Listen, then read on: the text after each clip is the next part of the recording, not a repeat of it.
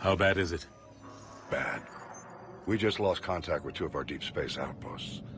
There's something massive on long-range scanners. Is this what Shepard warned us about? I'd stake my life on it. How long do we have? Not long. I sent word. The fleets are mobilizing. God help us all.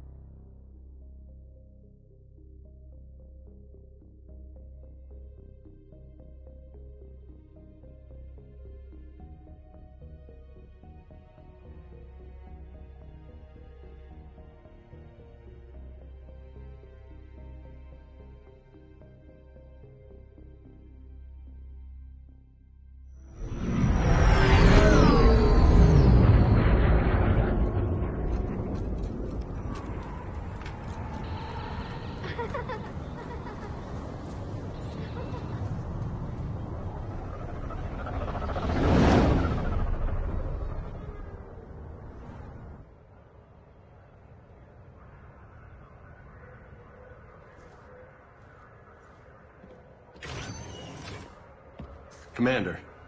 You're not supposed to call me that anymore, James. Not supposed to salute you either. We gotta go. The Defense Committee wants to see you. Sounds important.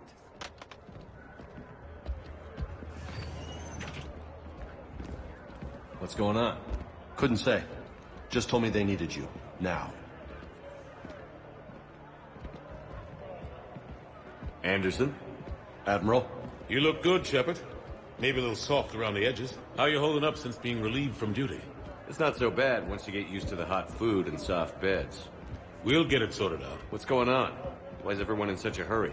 Admiral Hackett's mobilizing the fleets. I'm guessing word's made it to Alliance Command. Something big's headed our way.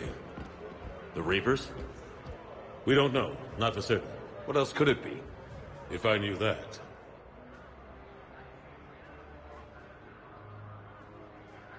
You know we're not ready if it is then. Not by a long shot. Tell that to the Defense Committee. Unless we're planning to talk the Reapers to death, the committee is a waste of time. They're just scared. None of them have seen what you've seen. You faced down a Reaper. Hell, you spoke to one, then blew the damn thing up. You've seen how they harvest us, what they plan to do to us. You know more about this enemy than anyone. That why they grounded me? Took away my ship? You know that's not true. When you blew up the Batarian relay, hundreds of thousands of Batarians died. It was that or let the Reapers walk through our back door. I know that, Shepard. And so does the committee. If it wasn't for that, you'd have been court-martialed and left to rot in the brig. That and your good word? Yeah, I trust you, Shepard. And so does the committee. I'm just a soldier, Anderson. I'm no politician. I don't need you to be either. I just need you to do whatever the hell it takes to help us stop the Reapers. They're expecting you to, Admiral.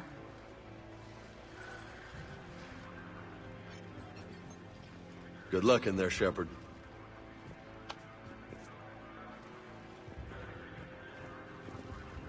Anderson? Shepard. Kate?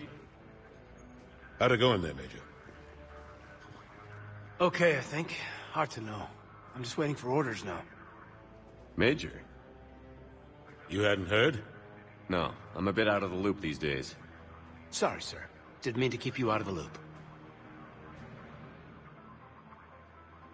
I'm sure you had your reasons. Yeah, I suppose I did. Still, it's good to see you. Admiral. Come on.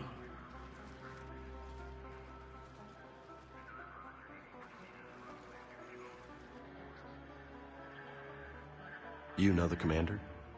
I used to.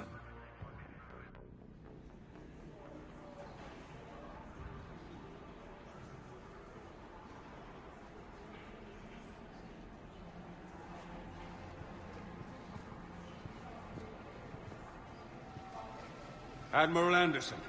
Shepard. What's the situation? We were hoping you would tell us. The reports coming in are unlike anything we've seen. Whole colonies have gone dark. We've lost contact with everything beyond the Soul Relay.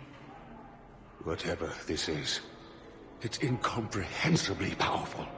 You brought me here to confirm what you already know. The Reapers are here.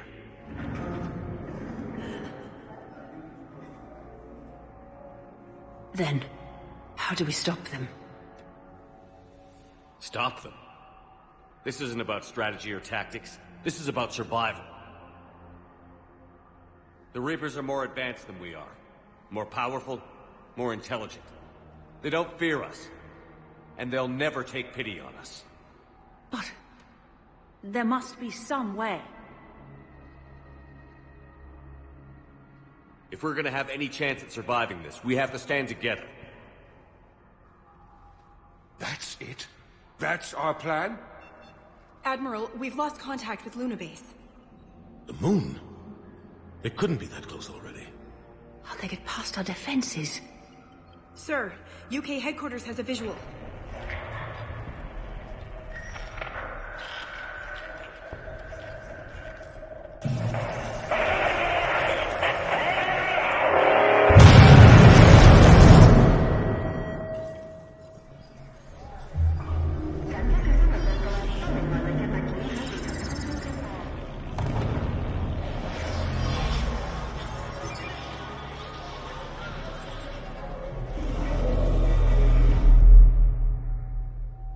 Why haven't we heard from Admiral Hackett? What do we do?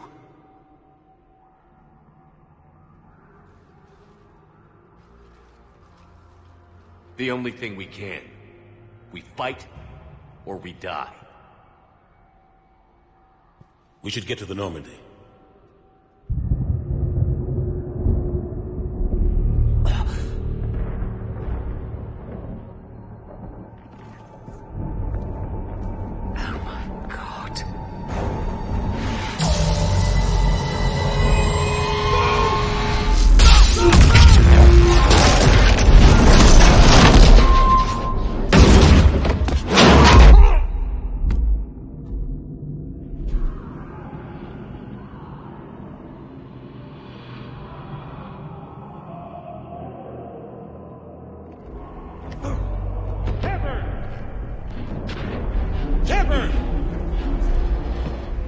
Shepard! Come on, get up. Here, take this. We've got to get moving. This is Admiral Anderson. Report in anyone. Major Alanko, is that you? What's your status? I can't raise the Normandy. You'll have to contact me. We'll meet you at the landing zone. Anderson out.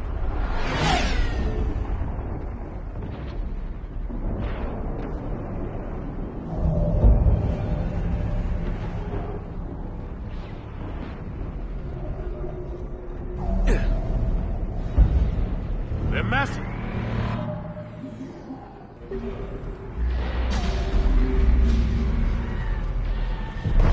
Let's move.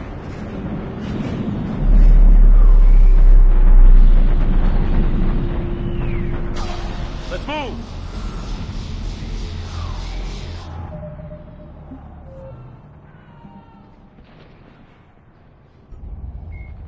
The Systems Alliance is an independent supranational government representing the interests of humanity as a whole.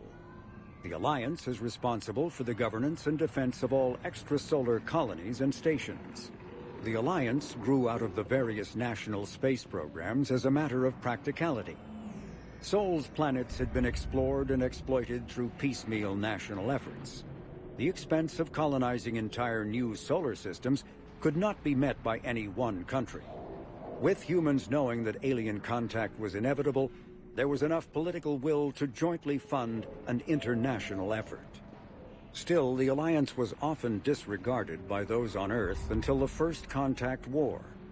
While the national governments dithered and bickered over who should lead the effort to liberate Shanxi, the Alliance fleet struck decisively. Post-war public approval gave the Alliance the credibility to establish its own parliament and become the galactic face of humanity. Earth, the home world and capital of humanity, was enjoying a new golden age before the Reapers attacked. Disease, pollution, and other social ills were on the decline, thanks to technological advances and a wealth of resources from the colonies. Earth was an inspiration even to alien cultures, resulting in influence out of proportion with humanity's brief time on the galactic stage. The Reaper attack has put an end to any semblance of this former life. The great cities of Earth are storehouses of human DNA for the Reapers to harvest. Reaper gunships, capable of megaton-scale firepower, annihilated industrial centers in seconds. The militaries of Earth's disparate nation-states have retained only partial communication with the system's alliance fleets, leaving the planet's resistance efforts uncoordinated and vulnerable. The loss of the comm buoy network has cut off Earth's economy from the rest of the galaxy, sending shockwaves across galactic markets and a significant obstacle to receiving aid.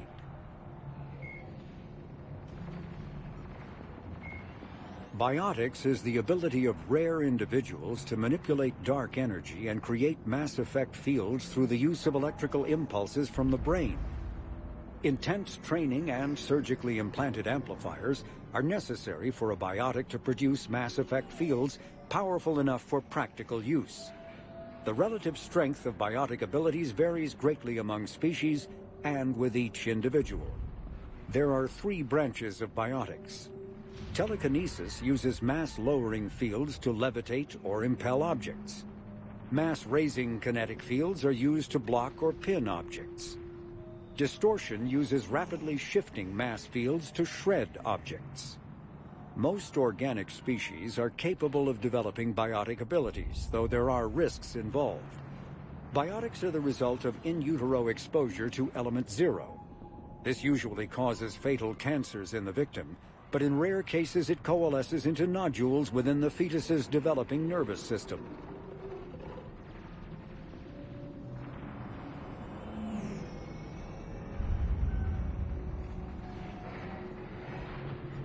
Omni-tools are handheld devices that combine a computer microframe, sensor analysis pack, and manufacturing fabricator. Versatile and reliable, an Omni-tool can be used to analyze and adjust the functionality of most standard equipment, including weapons and armor, from a distance.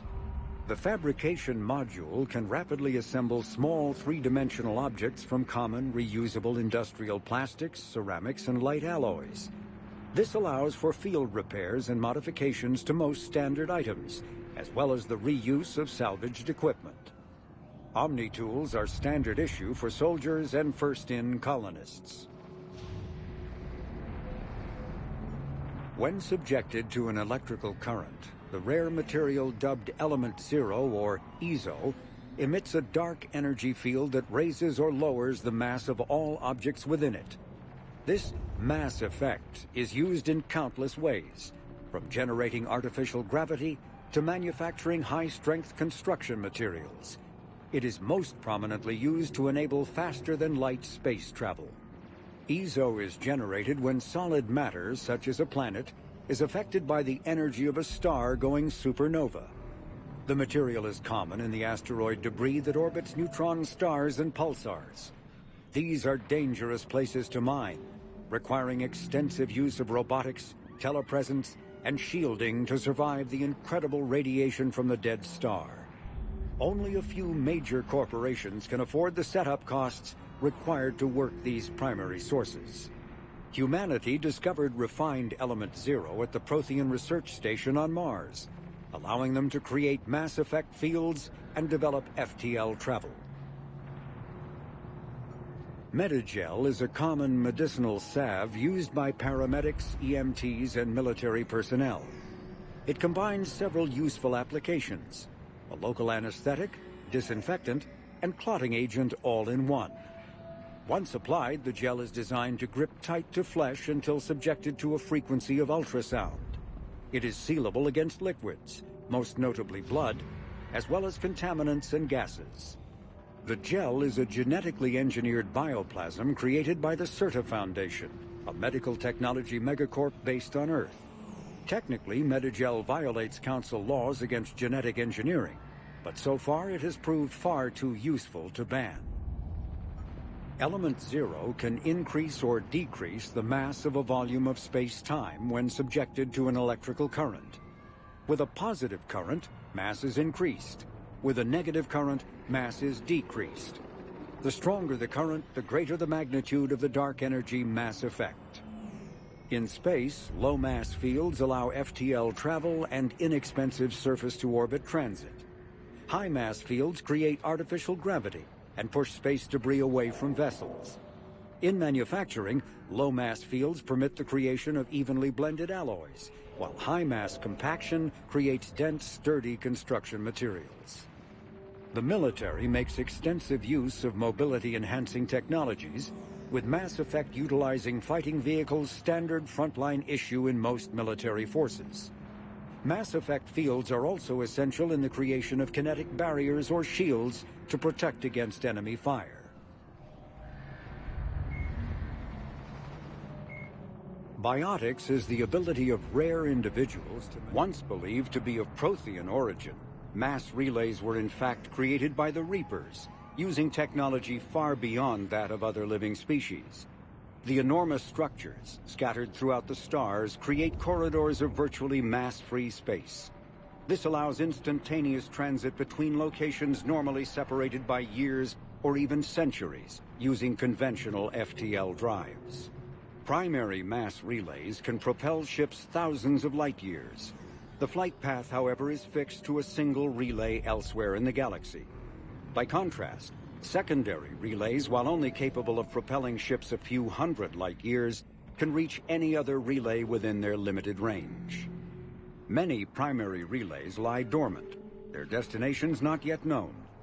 These relays are often left inactive on purpose, as established civilizations are unwilling to blindly open a passage that might connect them to a new hostile species. The Reapers do not share the same concern, and freely use the dormant relays.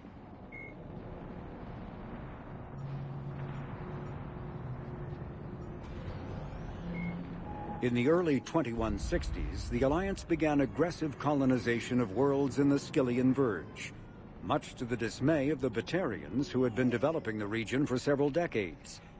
In 2171, the Batarians petitioned the Council to declare the Verge a zone of Batarian interest. The Council refused, however, declaring unsettled worlds in the region open to human colonization. In protest, the Batarians closed their Citadel embassy and severed official diplomatic relations with the Council, effectively becoming a rogue state. They instigated a proxy war in the Verge by funneling money and weapons to criminal organizations, urging them to strike at human colonies. Hostilities peaked with the Skyllian Blitz of 2176, an attack on the human capital of Elysium by Batarian-funded pirates and slavers.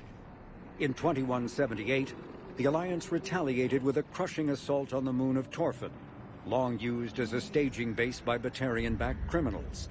In the aftermath, the Batarians retreated into their own systems and are now rarely seen in Citadel space. The Volus are a member species of the Citadel with their own embassy, but they are also a client race of the Turians. Centuries ago, they were voluntarily absorbed into the hierarchy, effectively trading their mercantile prowess for Turian military protection. Irun, their home world, lies far beyond the normal life zone of its star. However, the world has a high-pressure greenhouse atmosphere that traps enough heat to support an ammonia-based biochemistry. As a result, the Volus must wear pressure suits and breathers when dealing with other species, as conventional nitrogen-oxygen-air mixtures are poisonous to them, and in the low-pressure atmospheres tolerable to most species, their flesh will actually split open. Volus culture is tribal, bartering lands and even people to gain status. This culture of exchange inclines them to economic pursuits. It was the Volus who authorized the Unified Banking Act, and they continue to monitor and balance the Citadel economy. The Geth are a humanoid race of networked AIs. They were created by the Quarians 300 years ago as tools of labor and war. When the Geth showed signs of self-evolution, the Quarians attempted to exterminate them. The Geth won the resulting war. This example has led to legal, systematic repression of artificial intelligences in galactic society. The Geth possess a unique distributed intelligence. An individual has rudimentary animal instincts, but as their numbers and proximity increase, the apparent intelligence of each individual improves. In groups, they can reason, analyze situations, and use tactics as well as any organic race. Geth space is located at the trailing end of the Perseus Arm, beyond the lawless Terminus systems. The Perseus Veil, an obscuring dark nebula of opaque gas and dust, lies between their space and the Terminus systems. 2 centuries ago, the Hanar helped 375,000 members of the Drell race migrate to the Hanar homeworld Kage to escape the environmental extermination that had claimed the remaining 11 billion Drell. Nearly all Drell demonstrate tremendous loyalty to their famously reclusive saviors. The intimacy of their relationship, expressed in a formal socio-political alliance called the Compact, also results in extremely close personal relations, in which some Drell actually learn Hanar soul names. While most Drell reside on Kage, some assist Hanar off-world as envoys, researchers, co-investors, wayfarers, assassins, or otherwise, eager to help their saviors. For a century, galactic wisdom has held that behind any high-ranking Hanar hides a resourceful and fanatically devoted Drell. The omnivorous reptilian Drell possess an average lifespan of 85 galactic standard years. Having evolved on an arid planet, Drell face serious illness on the Hanar homeworld, especially Kepral's syndrome, a fatal bacterial lung disease.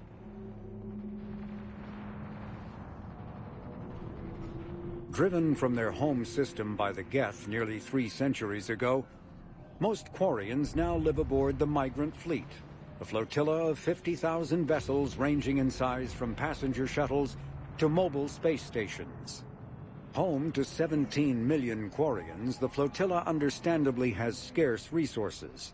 Because of this, each Quarian must go on a rite of passage known as the Pilgrimage when they come of age. They leave the fleet and only return once they have found something of value they can bring back to their people. Other species tend to look down on the Quarians for creating the Geth and for the negative impact their fleet has when it enters a system.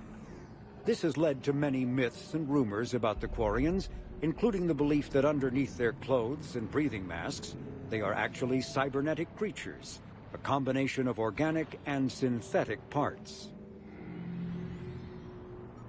The Krogan evolved in a hostile and vicious environment. Until the invention of gunpowder weapons, eaten by predators was still the #1 cause of Krogan fatalities. Afterwards, it was death by gunshot. When the Solarians discovered them, the Krogan were a brutal, primitive species struggling to survive a self-inflicted nuclear winter. The Solarians culturally uplifted them, teaching them to use and build modern technology so they could serve as soldiers in the Rachni War. Liberated from the harsh conditions of their homeworld, the quick-breeding Krogan experienced an unprecedented population explosion.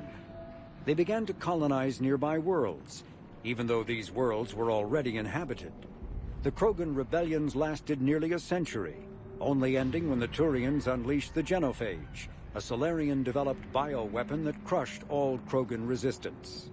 The Genophage makes only 1 in 1,000 pregnancies viable, and today the Krogan are a slowly dying breed. Understandably, the Krogan harbor a grudge against all other species, especially the Turians. The Hanar are a citadel species known for excessive politeness. They speak with scrupulous precision and take offense at improper language. Hanar that expect to deal with other species take special courses to help them unlearn their tendency to take offense at improper speech. All Hanar have 2 names. The face name is known to the world. The soul name is kept for use among close friends and relations. Hanar never refer to themselves in the first person in conversation with someone they know on a face name basis. To do so is considered egotistical, so instead they refer to themselves as this one, or the impersonal it. Their homeworld, Kage, has 90% ocean cover and orbits an energetic white star, resulting in a permanent blanket of clouds. Due to the presence of Prothean ruins on the world, many Hanar worship them, and Hanar myths often speak of an elder race that civilized them by teaching them language. When the Asari discovered the Citadel, they also discovered the Keepers, a docile, multi-limbed insect race that seemingly exists only to maintain and repair the great Prothean station. Early attempts to communicate with or study the Keepers were failures, and it is now illegal to interfere with or impede Keeper activity. Because they are completely non-threatening, Keepers have become virtually invisible to everyone else. Similarly, they seem indifferent to other species, except for their tendency to help new arrivals integrate themselves into the Citadel. No matter how many Keepers die due to old age, violence, or accident, they maintain a constant number. No one has discovered the source of new Keepers, but some hypothesize they are genetic constructs, biological androids created somewhere deep in the inaccessible core of the Citadel itself. The Elcor are a Citadel species native to the high-gravity world Dakuna. They are massive creatures standing on 4 muscular legs for increased stability. Elcor move slowly, an evolved response to an environment where a fall can be lethal. This has colored their psychology, making them deliberate and conservative. Elcor's speech is ponderous and monotone. Among themselves, scent, slight movements, and sub-vocalized infrasound convey shades of meaning that make a human smile seem as subtle as a fireworks display. Since their subtlety can lead to misunderstandings with other species, the Elcor often go out of their way to clarify when they are being sarcastic, amused, or angry. Dakuna's high gravity impedes mountain formation. Most of the world consists of flat, open plains, which prehistoric Elcor wandered across in small family bands. Modern Elcor still prefer open sky, and can become restless and uncomfortable on long starship journeys.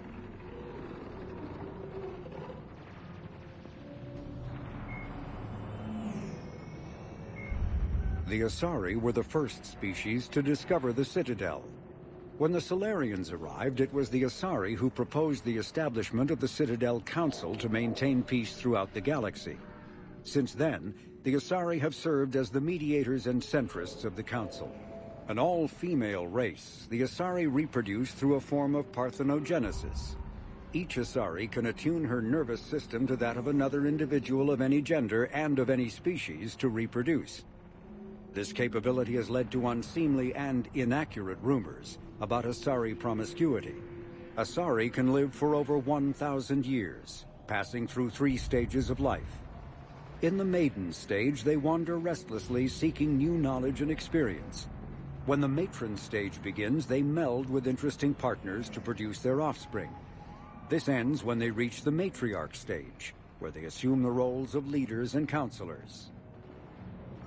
The second species to join the Citadel, the Solarians, are warm-blooded amphibians with a hyperactive metabolism.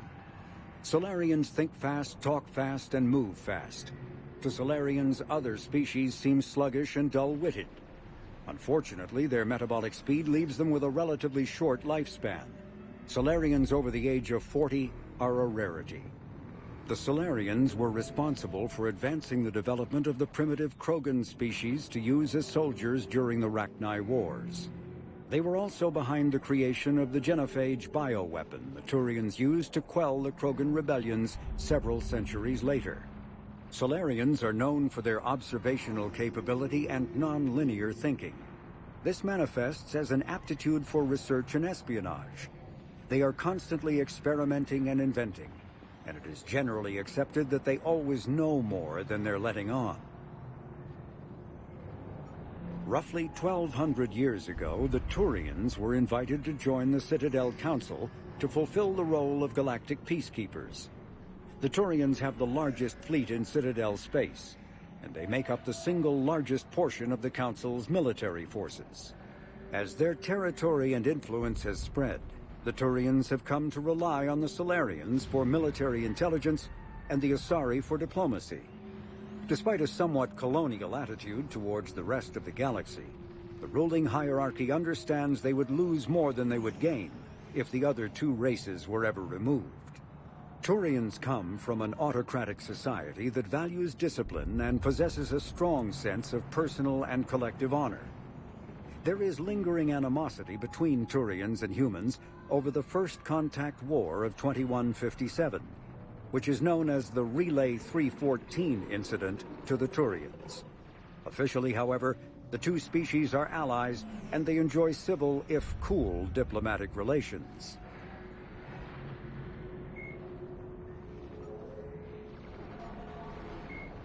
Admiral Stephen Hackett is a decorated officer in the Systems Alliance, currently assigned to Arcturus Station on the far side of the Sol Relay. In the battle for the Citadel, Admiral Hackett commanded the Fifth Fleet. Following that victory, he was promoted to head of the Alliance military. Hackett was born to a single mother in Buenos Aires in 2134. When his mother died in the pandemic of 2146, he was placed in the Advanced Training Academy for Juveniles, where his superior talents in science and leadership quickly became evident. Hackett enlisted in 2152, volunteering for high-risk missions to colonize space beyond the Sol Relay. He was commissioned as a second lieutenant on Arcturus Station in 2156, and soon proved his ability in the First Contact War. His rare ascent from enlisted man to admiral remains an Alliance legend. Admiral David Edward Anderson is a career military officer in the Systems Alliance Navy. Born in London in 2137, he later moved to Arcturus Station and became the first graduate of the Alliance's now renowned N7 Marine program. Anderson is one of the Alliance's most decorated Special Forces operatives, and served with honor during the First Contact War.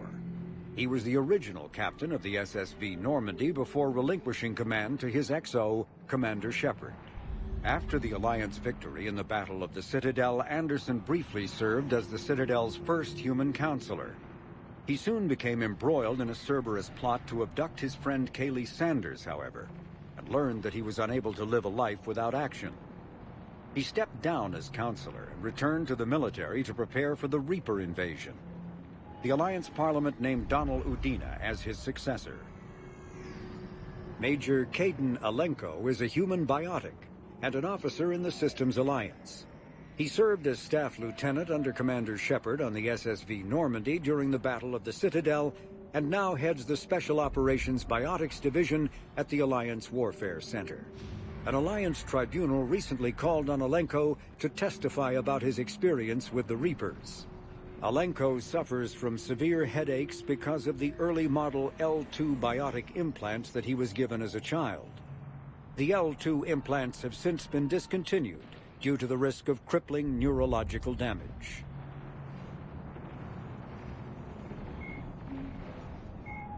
A myth common to several cultures in the galaxy, Reapers were once imagined as space monsters that consumed entire stars. Archaeologists who searched for the sources of such myths found little besides the themes of all-consuming devils that are common to primitive cultures. Although accurate information about the Reapers remains scarce, the galaxy now knows that the Reapers are not a myth. They are a real and devastating threat. The Reaper called Harbinger is believed to be the oldest and largest in the Reaper Armada. From the reaches of dark space, Harbinger managed to control the Collectors, a race of human-sized insectoid bipeds, as it sent them on a campaign to kill and gather humans from vulnerable colonies. The Collectors became a terrifying force in the galaxy, responsible for the murder of hundreds of thousands. Surviving colonists have described the tone of Harbinger's threats heard through the Collectors as they attacked as visceral and terrifying. Alliance and Sovereign was the Reaper called Harbinger. Sovereign was the first Reaper encountered by the modern Citadel races. Military leaders initially assumed that Sovereign was a Geth or Prothean flagship commanded by Saren Arterius, a rogue Spectre. The truth was far more alarming. The massive ship was itself intelligent, and Saren proved to be under its control.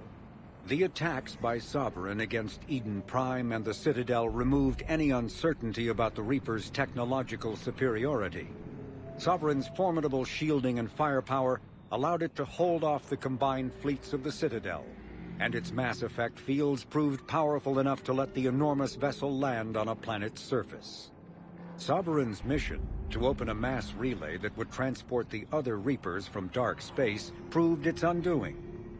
During the Battle of the Citadel, Sovereign linked its consciousness to Saren's.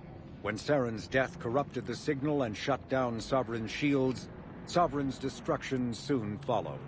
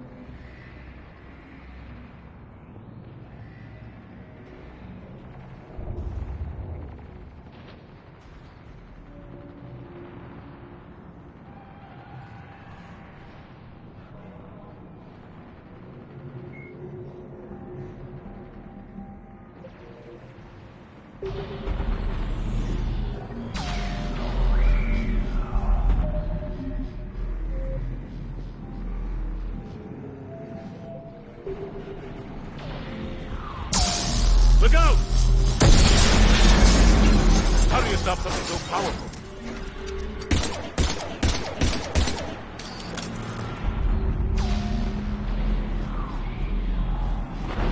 Take a running jump. It's farther than it looks.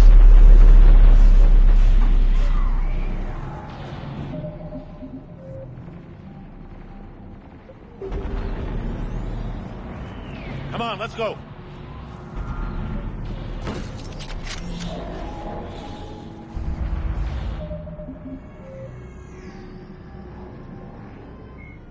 A myth common to...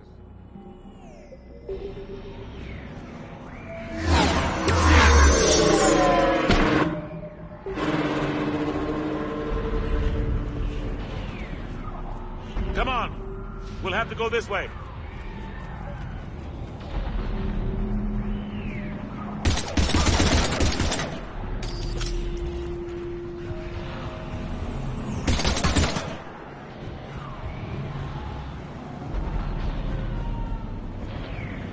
Looks clear. Let's go. Major, you read me. I'm patching in Shepard. We're almost to the Normandy. I've got Lieutenant Vega with you. We're taking heavy fire. We're about 5 minutes out. Say again? Major! Damn it! Come on, we gotta move!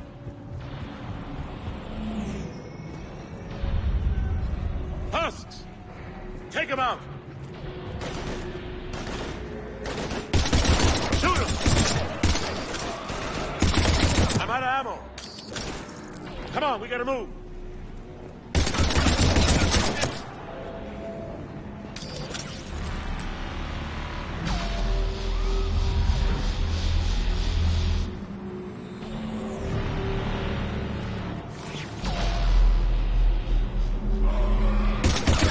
Take these things out the old-fashioned way.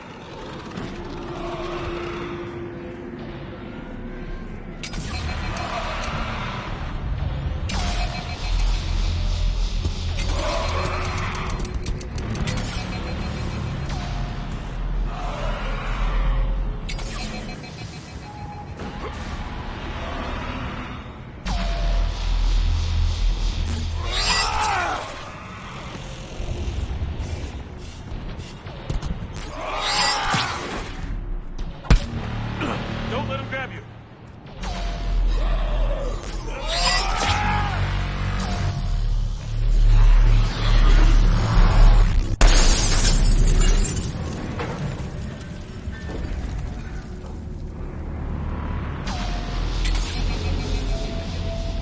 Gotta find a way out of here.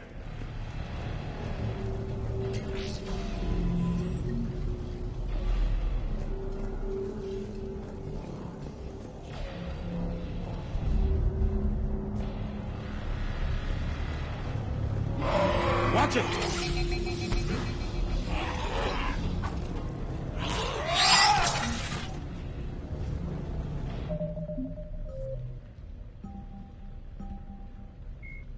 Although melee combat applications for the Omni tool are almost as old as the device itself, the feature was largely unused prior to the Reaper invasion.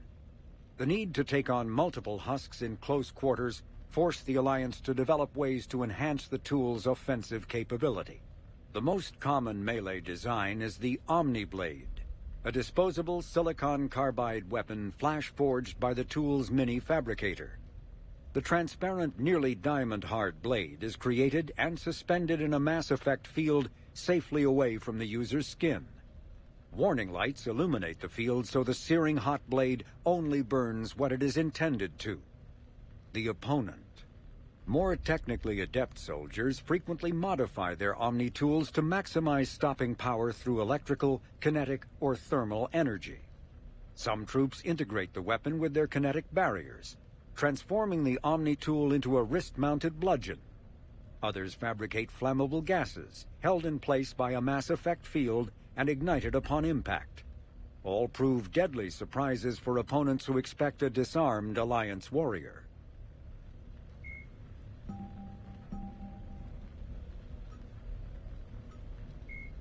A myth, husks are the aggressive, mindless foot soldiers of the Reaper armies. They are created by impaling either living or dead humans on mechanical spikes that rapidly extract water and trace minerals and replace them with cybernetics. These cybernetics reanimate the lifeless flesh and tissue, transforming the bodies into horrifying killing machines. The Reapers use large groups of husks to overwhelm the enemy. The husks' inability to feel pain, as well as their tendency to attack in groups, makes them particularly deadly adversaries.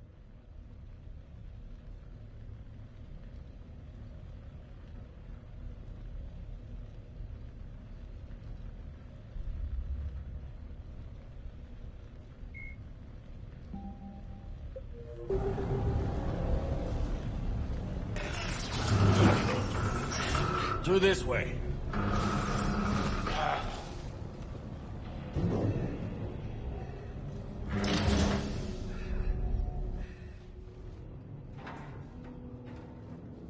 Hey. It's okay. Everyone's dying.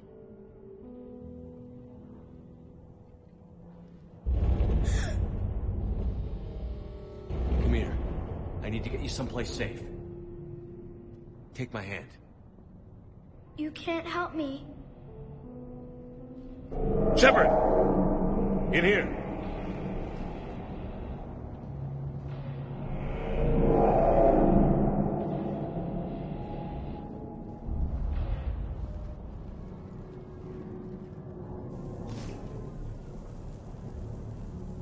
This is a goddamn mess. Every minute these machines are here, thousands of innocent people die. I won't be responsible.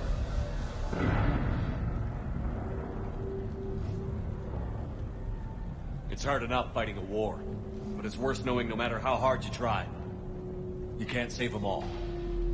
Exactly.